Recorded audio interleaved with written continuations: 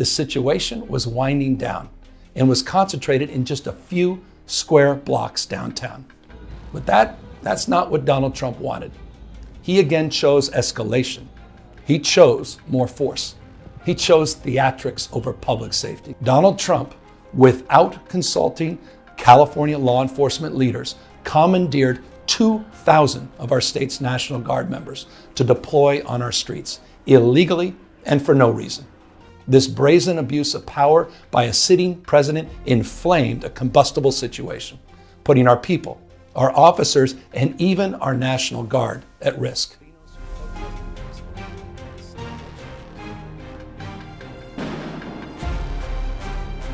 This past weekend, federal agents conducted large-scale workplace raids in and around Los Angeles.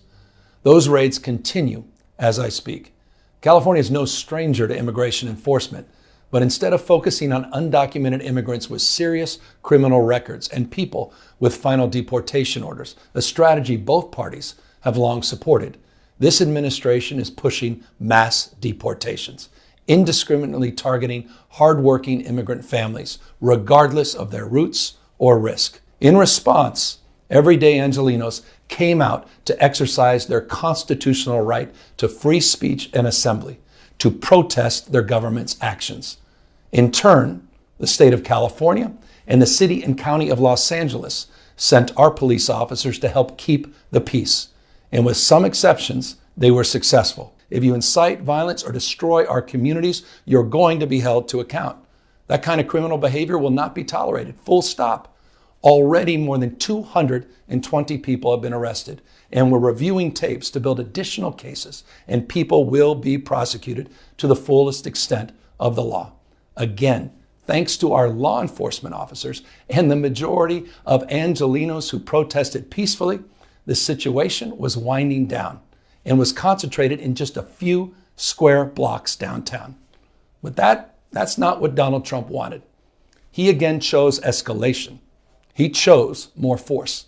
He chose theatrics over public safety. Donald Trump, without consulting California law enforcement leaders, commandeered 2,000 of our state's National Guard members to deploy on our streets, illegally and for no reason. This brazen abuse of power by a sitting president inflamed a combustible situation, putting our people, our officers, and even our National Guard at risk.